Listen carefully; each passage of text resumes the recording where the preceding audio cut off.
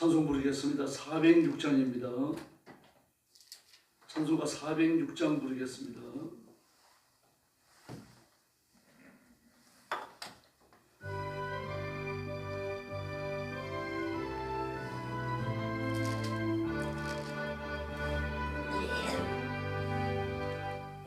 내 영혼 편히 쉴 곳과 풍랑이라도 한잔한 폭우 폭풍까지도 다스리시는 주의 영원한 팔의지에 저의 영원하신 팔 함께 하사 항상 나를 붙드시니 어느 곳에 가든지 요동하지 않으면 주의 팔은 의지함이라.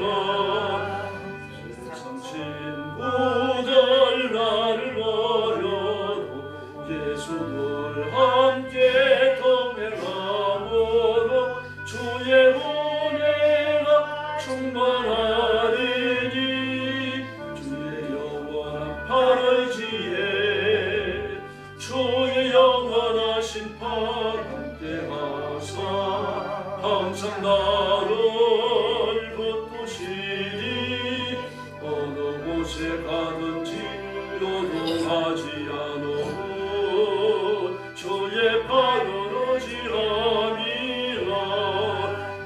나의 믿음이 연약해져도 미리 예비한 힘을 주시며 위태할 때도 안보하시는 주의 영원한 팔의지에 주의 영원하신 팔 함께 하사 항상 나를 붙드시니 어느 곳에 가든지 요동하지 않으면 주의 팔은 의지함이라.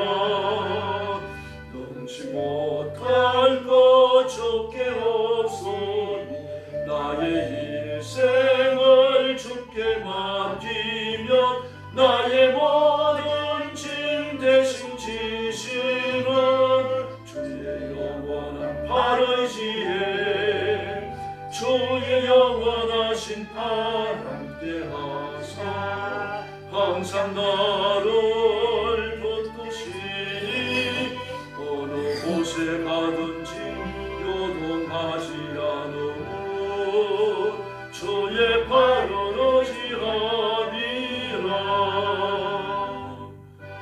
할렐루야. 407장 부르겠습니다. 407장입니다.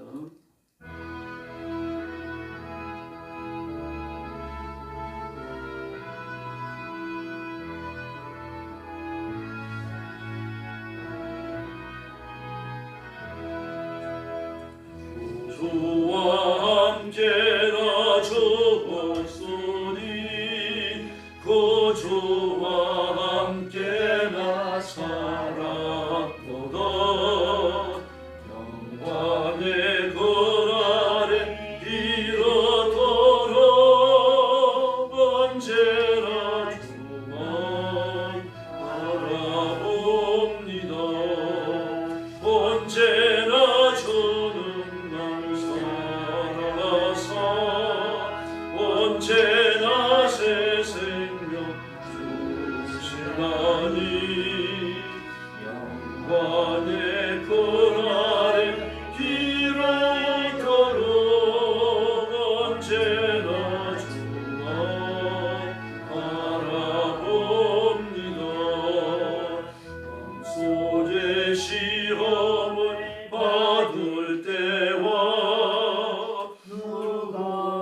근심이 있을 때에 주께서 그때도 같이 하사 언제나 나를 도와주시네.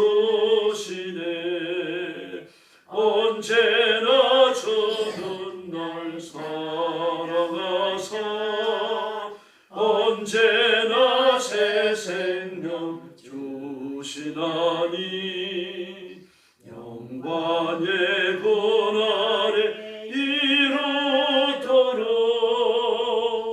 언제나 주만 바라봅니다.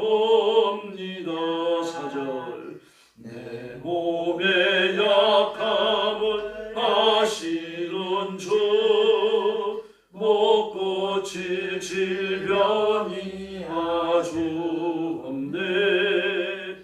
괴로운 날이나 기쁜 때나 언제나 나와 함께 계시네. 언제나 주는 날 사랑하사 언제나 새 생명 주시나니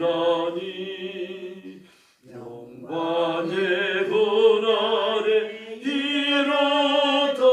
이르도록 언제나 주만 바라봅니다.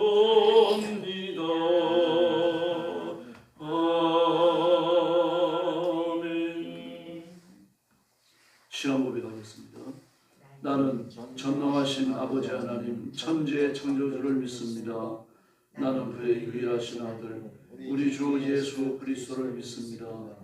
그는 성령으로 잉태되어 동정녀 마리아에게서 나시고 본디오 빌라도에게 고난을 받아 십자가에 못 박혀 죽으시고 장사된 지 사흘 만에 죽은 자 가운데서 다시 살아나셨으며 하늘에 오르시어 전능하신 아버지 하나님 우편에 앉아 계시다가 거기로부터 살아있는 자와 죽은 자를 심판하러 오십니다. 나는 성령을 믿으며 거룩한 공교회와 성도의 교제와 죄를 용서받는 것과 몸의 부활과 영생을 믿습니다. 아멘. 자비로우신 아버지 감사합니다. 이 거룩한 자리로 저희들을 불러 하나님 앞에 영광 돌리며 경배와 찬양을 드리며 하나님께 기쁨이 되게 해주시니 감사합니다. 이 시간도 주의 성령께서 권능으로 임하시고 저와 성도들을 사로잡아 하나님 앞에 굴복하며 하나님의 말씀대로 살기를 결심하고 하나님을 기쁘시게 해드리는 복된 시간이 되게 하여 주시옵소서. 오늘도 땅끝까지 이르러 복음 전하는 억압과 학대와 고통과 고난 속에 있는 선교사님들, 주의 종들, 사랑하는 성도들을 기억하시고 하늘 문을 여시고 복주시며 위로하시며 힘주시며 하나님의 기적을 허락하여 주시옵소서. 오늘 아침도 저희들의 말씀을 나누며 하나님의 음성에 귀를 기울입니다. 성령님 뜨겁게 역사해 주시옵소서. 예수님의 이름으로 간절히 기도 올려옵나이다. 아멘. 네. 출애굽기 22장입니다.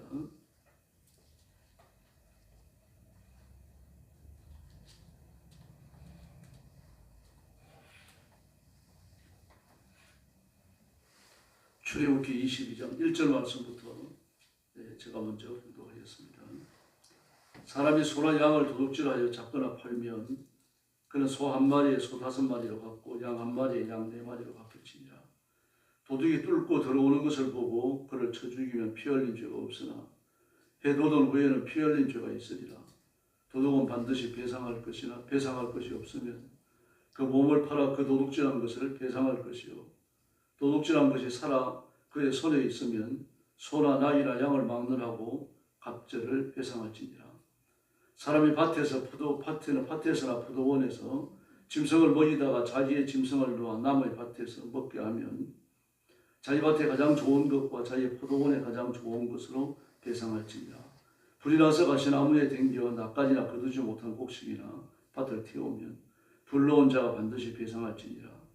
사람이 돈이나 물품을 이웃에게 맡겨 지키게 하였다가 그 이웃집에서 도둑을 맞았는데 그 도둑이 잡히면 갑절을 배상할 것이요 도둑이 잡히지 아니하면 그 집 주인이 재판장 앞에 가서 자기가 그 이웃의 물품에 손댄 여부의 조사를 받을 것이며 어떤 이런 물건 즉 소나 낙이나 양이나 의복이나 또는 다른 이런 물건에 대하여 어떤 사람이 이르기를 이것이 그것이라 하면 양편이 재판장 앞에 나아갈 것이요 재판장이 죄 있다고 하는 자가 그 상대편에게 갑절을 배상할지니라. 사람이 낙이나 소나 양이나 다른 짐승을 이웃에게 맡겨 지키게 하였다가 죽거나 상하거나 끌려가도 본 사람이 없으면 두 사람 사이에 맡은 자가 이웃의 것에 손을 대지 아니하였다고 여호와께 맹세할 것이요 그 임자는 그대로 믿을 것이며 그 사람은 배상하지 아니하려니와 만일 자기에게 도둑 맞았으면 그 임자에게 배상할 것이며 만일 찢겼으면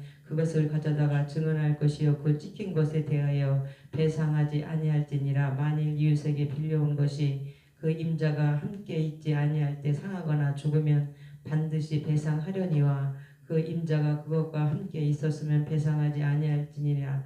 만일 새난 것이면 새로 족하니라. 사람이 약혼하지 않은 처녀를 꾀어 동침하면 납백금을 주어 아내로 삼을 것이요 만일 처녀가 아버지의 딸을 그에게 주기를 거절하면 그는 처녀에게 납배금으로 그 돈을 낼지니라. 너는 무당을 살려두지 말라. 짐승과 행음하는 자는 반드시 죽일지니라. 여호와 외에 다른 신에게 제사를 드리는 자는 멸할지니라. 너는 이방 나그네를 압제하지 말며 그들을 학대하지 말라. 너희도 애굽 땅에서 나그네였음이라. 너는 과부나 고아를 해롭게 하지 말라. 내가 만일 그들을 해롭게 함으로 그들이 내게 부르짖으면 내가 반드시 그 부르짖음도 들으리라. 나의 노가 맹렬함으로 내가 칼로 너희를 죽이리니 너희 아내는 과부가 되고 너희 자녀는 고아가 되리라. 내가 만일 너와 함께 있는 백성 중에서 가난한 자에게 돈을 꾸어주면 너는 그에게 채권자같이 하지 말며 이자를 받지 말 것이며 내가 만일 이웃의 옷을 전당 받거든 해지기 전에 그에게 돌려보내라. 그것이 유일한 옷이라. 그것이 그의 알몸을 가릴 옷인즉 그가 무엇을 입고 자겠느냐. 그가 내게 부르짖으면 내가 들으리니 나는 자비로운 자임이니라. 너는 재판장을 모독하지 말며 백성의 지도자를 저주하지 말지니라. 너는 내가 추수한 것과 내가 짜낸 즙을 바치기를 더디하지 말지며 내 처음 난 아들들을 내게 줄지며 내 소와 양도 그와 같이 하되 이래 동안 어미와 함께 있게 하다가 여드렛 만에 내게 줄지니라. 31절 같이 봅니다. 너희는 내게 거룩한 사람이 될지니 들에서 짐승에게 찢긴 동물의 꼬지는 먹지 말고 그것을 개에게 던질지니라. 아멘. 일반적인 도덕적인 율례를 지금 말씀하십니다. 21장에서는 살인과 과실상해 또는 과실 치사 같은 경우를 다뤘죠. 좀 중요한 제목입니다. 그게 형사법이었어요. 지금도 현대법전에서도 형사법은 중하게 다룹니다. 가령 형사법에 연루된 사람이 명예훼손 같은 것도 형사법입니다. 문서를 위조했다라고 하는 것도 형사법이 되어지고요. 재산상의 피해를 준 것도 마찬가지입니다. 이런 그런 경우도 죄가 없음에도 불구하고 아주 복잡한 관계에 의해 가지고 죄가 있다라고 이렇게 일종의 무고가 되는 거죠. 이제 그런 경우는 무고가 판단될 때까지 재판에 연루되어 재판을 받아야 됩니다. 그럼 나 죄 없다고 판단해서 안 되거든요. 스스로 판단하는 거니까. 이제 그런 경우에 검사가 조사를 해요. 조사를 하고 일단 그 재판에 넘깁니다. 그럼 그게 공소가 됩니다. 공소가 되면 개인적인 고소가 아니라 검사가 고소를 하는 겁니다. 형사권은 거의 다 그렇습니다. 검사가 고소를 하기 때문에 공소가 돼요. 그래서 형사권은 무섭습니다. 형사권은 이제 그 청구가 기록이 남아요. 벌금 100만 원을 냈더라도 청구가 되는 겁니다. 집행유예 일주일을 다 했더라도 청구가 남게 돼요. 청구자가 돼요. 그 형사법은 현대법전에서 굉장히 중하게 나가요. 그 형사법에 연루된 사람이 좀 가벼운 거예요. 무슨 자기는 문서를 위조한 적이 없는데 이 복잡한 관계에 휘말려 들어가서 문서 위조 공고 올렸다. 이제 그런 경우에 이제 공소가 돼가지고 재판에 넘겨지거든요. 나는 너무 뚜렷하니까요. 뚜렷하고 내가 뭘 잘못했고 잘했는지 알고 있으니까 변호사 필요 없이 이제 재판에 들어가요. 재판할 수 있습니다. 근데 그 재판관이 반드시 확인을 해요. 이게 형사인데 형사법이고 고소고 이거 형사권에 해당되는 것이고 공소가 되는데 네가 변호사 없이 하겠느냐, 변호사 없이 하면 불리하다라고 설명을 해줘요. 그래도 진행하겠느냐 확인을 합니다. 그리고 재판하는 자리에서 그럼 나는 이걸 잘 몰랐는데 재판 그 변호사를 선임해서 오겠다 그러면은 재판을 연기를 해줍니다. 형사권은 이렇게 무서워요. 아주 중하에 다루거든요. 그런데 21장 같은 경우는 그런 형사권에 해당되는 겁니다. 대부분이요. 그래서 사형이라는 말이 여러 번 반복해서 나오잖아요. 그럼 오늘 22장으로 넘어오게 되어지면 주로 도덕적인 윤례입니다. 배상에 관한 거죠. 또 돈을 주면 끝나는 거예요. 이거 말하자면 민사에 해당됩니다. 민사는 공소라고 부르지 않아요. 그래서 그 21장은 굉장히 중한 죄를 다루는 거고 22장은 조금 덜 중한 죄를 다룹니다. 물론 범죄라는 입장에서는 중하고 덜 중한이 있을 수 없죠. 모든 죄는 하나님 앞에서 지옥의 형벌에 던져져야 되는 무서운 결과가 기다리고 있기 때문입니다. 그러나 인간적으로 볼 때 그 도덕적인 그 좀 중한 것과 경한 것을 놓고 볼 때 22장은 좀 경한 것에 해당되어집니다. 그래서 1절 이하의 배상을 보면은 그 소를 도둑질했습니다. 그럴 경우는 소 5마리를 갚아야 됩니다. 소는 비싸잖아요. 덩치가 크고. 그러나 소는 뭐와 관련이 있습니까? 생계와 관련이 있어요. 이건 일을 해야 되고 밭을 갈아야 되고 먹고 사는데 직접적인 영향을 주잖아요. 그래서 소는 비싸지만 5배를 갚게 하는 겁니다. 다시는 소는 훔치지 말라 그런 뜻이에요. 그래서 소는 뭐 인간의 생명과 동일되지 않습니다. 그러나 동일시 된다고 할 정도로 고대 사회에서는 그 중한이 다뤘어요. 소는요. 지금도 소를 훔치는 건 큰 죄죠. 양의 경우에는 4배를 갚습니다. 근데 사교가 뭐라 그럽니까? 예수님을 모셔가지고 식사한 다음에 제가 누구를 토색한 것이면 4배를 갚겠습니다. 바로 여기에 기준을 둔 겁니다.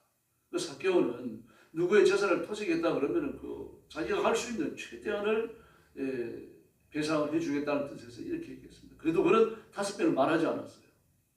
소를 훔쳤을 경우에 이 경우를 얘기한 게 아니고 누구를 토색한 것이 있다면 그는 저는 양을 훔쳤다고 생각을 하고 4배를 갚겠습니다.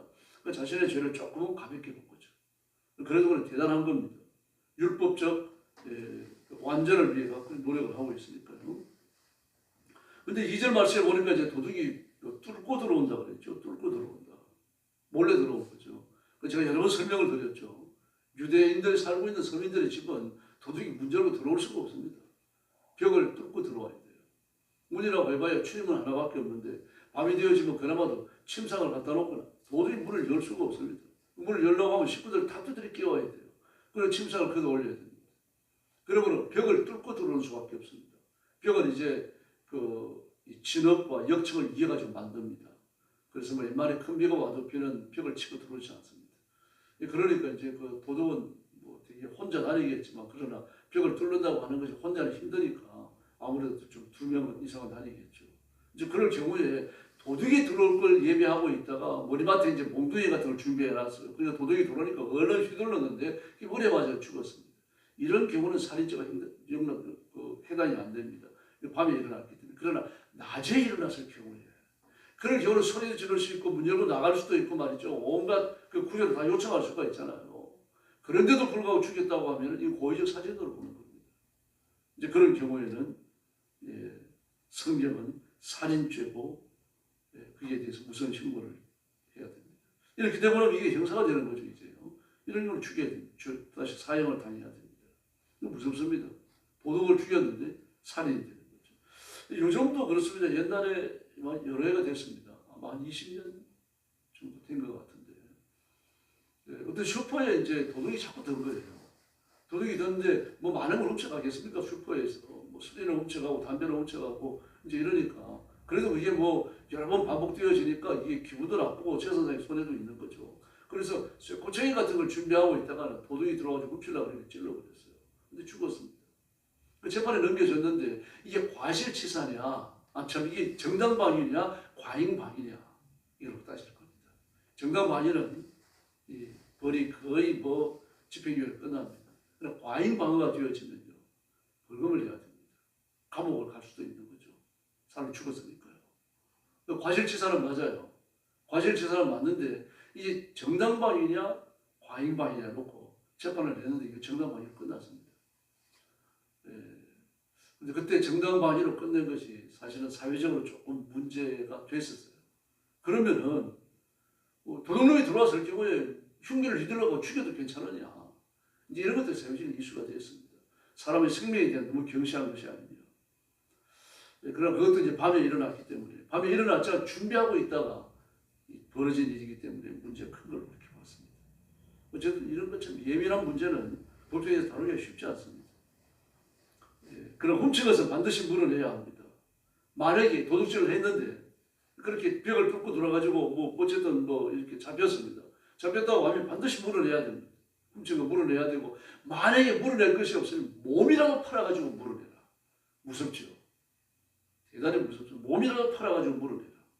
그렇게 말하고 있습니다. 만약에 도둑질한 것이 뭐 짐승이든지 소든지 나이든지 양이든지 산채로 있으면은 갑절을 물어내라. 갑절을 물어내라.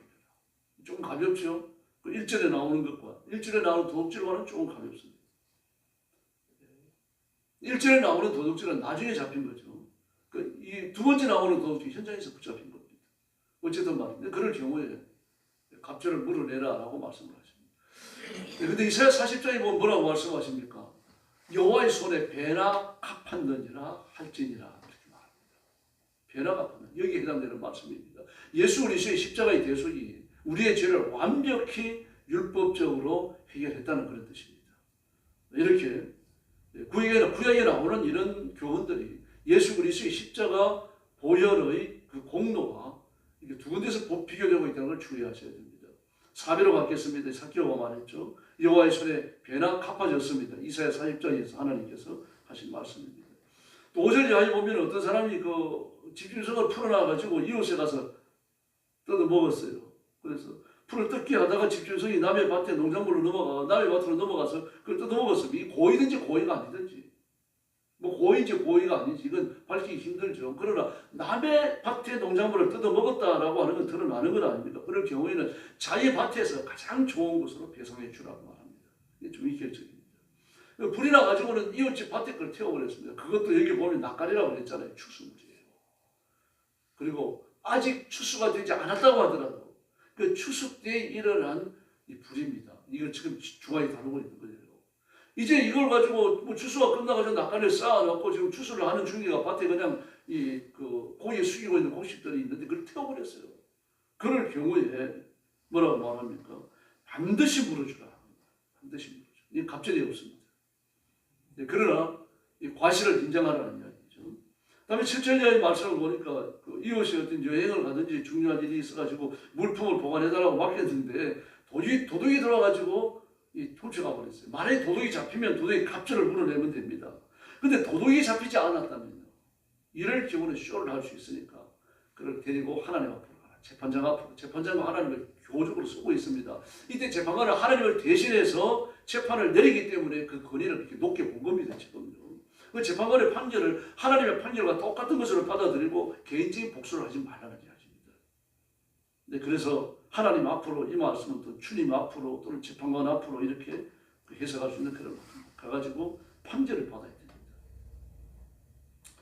네, 판결을 받아가지고 뭐 손을 댔다는 것이 그 판결이 되면요, 갑절을 배상해야 되는 거죠. 또 9절 이하에 보면 소든지 나이든지 의복이든지 이 분실을 했는데 주인이 들이 나타나 버렸습니다. 뭐 이럴 경우도 재판관 앞으로 가야 됩니다. 역시 하나님 또는 재판관 아주 강한 자, 능력자 이렇게 다양하게 해석될 수 있는 말을 썼어요. 뭐 야훼라든지 또는 엘로힘이라든지 그렇게만 쓴 게 아닙니다. 그렇게 하나님을 지칭하는 말을 쓴 게 아니고 다양하게 볼 수 있는. 다시 말해서 이럴 경우에 재판관의 판결을 하나님의 판결과 같이 보라는 이야기입니다. 그렇게 겸손히 받으라는 얘기죠. 이럴 경우에 이제 유죄 판결을 받은 사람은 갑절을 물어줘야 됩니다. 또 10절 이하의 말씀을 보면 뭐 어떤 집주성을 맡겼는데 죽거나 다치거나 뭐 없어졌다 끌고 갔다는 얘기잖아요. 없어져 버렸습니다. 근데 그것을 맡은 사람이 가르치지 않았다라고 하는 것을 맹세를 해야 돼요. 하나님 앞에. 여식 재판관 앞에 가서 하는 겁니다. 이 당시에 재판관은 거의 제사장이 했습니다.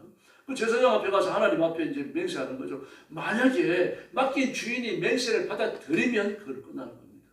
그러나 받아들이지 않으면요, 문제가 되는 거죠. 도둑 맞은 것이 확실하면 도둑 맞은 것을 물어줘야 됩니다. 뭘 말합니까?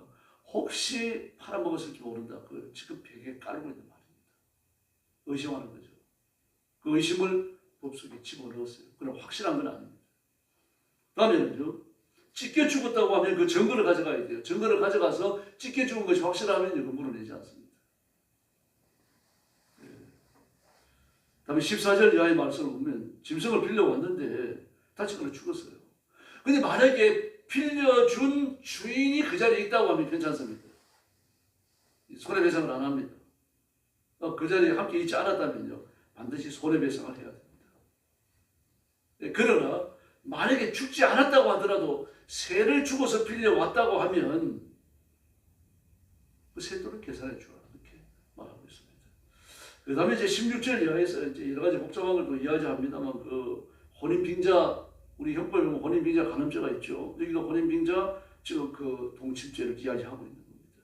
그럴 경우에 그렇게 혼인을 하기로 개인적으로 약속을 하고 이제 잠까지 잤다고 하면은 그 신부 아버지에게 그 신부의 값에 해당되는 돈을 주라. 납세금이라고 말합니다. 결혼지참금이라고 말하는데 결혼지참금을 반드시 내야 되는 건 아닙니다. 대부분 냈습니다만 반드시 내야 되는 건 아니에요. 그러나 이럴 경우에 먼저 일을 먼저 치러버렸기 때문에 신부 집안에 누를 끼치고 명예를 훼손했다 그래가지고 반드시 납세금을 주라는 얘기예요. 이건 필연이에요. 안 주면 안 됩니다. 그리고 그 여자는 아내를 데려오라는 얘기입니다. 근데 그 아버지가 그걸 보니까 싫어요. 이런 남자를 갖다가 사위로 맞았다가 평생 두고 골치 아플 것 같으니까 내 딸 줄 수 없다. 그러면은 신부의 몸값을 주는 걸로 거기에서 해결을 하고 그 다음에 신부는 데려오지 말라고 말합니다. 그러니까 이게 오늘 본문에 나오는 내용들을 보면요. 굉장히 자세하죠. 아주 자세히 다룹니다. 현대 민사법에 비추어 보아도 별 손색이 없어요. 그냥 그대로 갖다 대입해도 될 것들이 전부 다라고 봐야 됩니다. 다음에 18절 이하에 보면 무덤을 살려두지 말라, 수간자도 살려두지 말라, 다른 귀신에게 제사 드리는 자도 살려두지 말라 이야기합니다. 다음에 21절에 보면 나그네와 고아나 과부나 가난한 자에 대해 가지고 좀 차별을 베풀 것을 27절까지 이야기합니다. 다음에 28절 이하에서는 사계명 여호와 이름을 막는 데를 걷지 말라, 지도자를 저주하지 말라, 그리고 짐승 이렇게 추수를 했든지 간에 그게 과일이 됐든 동물이 됐든 추수를 했을 경우에는 하나님 앞에 얼마를 제물로 바쳐라. 얼마를 그랬습니다. 이 얼마가 뭡니까? 그게 바로 천절매 헌금과 11조를 말합니다. 이걸 하나님 앞에 바치라고 말합니다.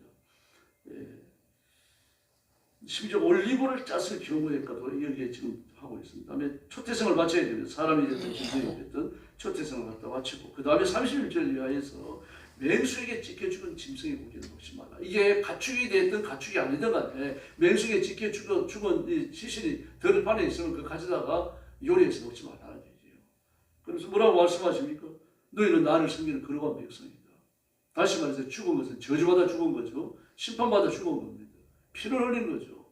그리고 그걸 먹고 마시는 것은 죄를 먹고 마시는 것과 동일시하기 때문입니다. 이렇게 다양한 조언들을 주고 있습니다. 현대 어느 나라나 마찬가지입니다. 현대 법전은 로마 법을 모법으로 합니다. 로마 법이 그렇게 잘 되어 있어요. 그래서 현대 그 나라 법들을 보면 그 비슷비슷합니다. 크게 다른 것들은 없어요. 그 로마 법을 모법으로 하기 때문에 그래서 로마 법을 연구하는 사람은 반드시 로마 법을 연구해야만 돼요. 그 로마 법은 어디에 근거합니까? 성경에 근거합니다. 모세 오경에 뿌리를 두고 있어요. 다시 말해서 모세 오경이 현대 모든 나라의 모든 법전에 모법이 되어 있습니다. 이처럼 중요한 영향을 미쳤어요. 성경 외에는 그 시대에 법이 없었느냐? 있습니다. 하무라비 법전이 있습니다. 겹치는 내용들도 많이 있어요. 그러나 로마 법을 만든 사람들, 현대 법을 만든 사람들은 하무라비 법전을 참고한 게 아니라 모세 오경을 참고했다는 사실입니다. 하나님의 말씀이 현대 사회에 이르기까지 그 역사와 지성에 지속적으로 영향을 주고 있는 걸 봅니다. 하나님은 여전히 역사의 주인이시고 자비의 아버지이시고 그리고 온 백성들이 하나님 앞에 걸어가기를 바라신다는 사실을 알 수 있습니다. 그래서 우리는 공정해야 되며 말씀 앞에 복종해야 되며 그러한 삶을 살기로 결단해야 됩니다. 그런데 우리는 죄를 하나님의 공의, 하나님의 명성, 하나님의 거룩함에 대한 도전이라는 의식을 놓치면요 죄를 짓고도 부끄러운 줄 모릅니다. 그러나 그런 영적인 죄에 대한 영적인 것들을 깨닫고 나면 죄를 부끄럽게 여기게 되는 거죠. 그래서 늘 죄에 대한 경각심을 갖고 하나님 앞에 철저한 복종을 드리며 이 땅 위에서 거룩한 하나님의 백성으로서 복받고 사는 성도들이 되기를 예수님의 이름으로 축원합니다. 자비로우신 아버지 하나님 감사합니다. 오늘 아침에도 저희들은 나와서 하나님의 말씀을 열고 이 말씀의 내용들을 상고했습니다.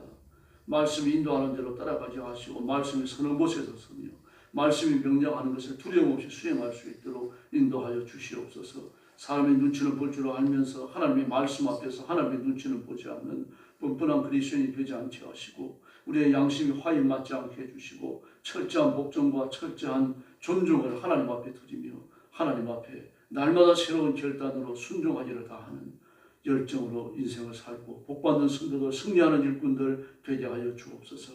우리 성도들을 주 앞에 맡겼습니다. 성령 충만함을 주시고 큰 믿음 주시며 이 땅에 사는 동안 물질의 복과 건강의 복을 허락하셔서 온 세상에 하나님의 공정하심을 전하고 드러내는 하나님의 종으로 부족함이 없게 하여 주시옵소서. 오늘 새벽도 기도의 새 능력 주시기 원하옵고 예수님의 이름으로 간절히 기도 올리옵나이다. 아멘. 주기도 드리겠습니다. 하늘에 계신 우리 아버지, 아버지의 이름을 거룩하게 하시며 아버지의 나라가 오게 하시며 아버지의 뜻이 하늘에서와 같이 땅에서도 이루어지게 하소서. 오늘 우리에게 일용할 양식을 주시고 우리가 우리에게 잘못한 사람을 용서하여 준 것 같이 우리 죄를 용서하여 주시고 우리를 시험에 빠지지 않게 하시고 악에서 구하소서. 나라와 권능과 영광이 영원히 아버지의 것입니다. 아멘. 합심 기도하겠습니다. 자비하신 아버지 감사합니다. 오늘 아침도 주 앞으로 나와 기도하시고 하나님 은혜의 품 안에 거하게 하시니 감사합니다.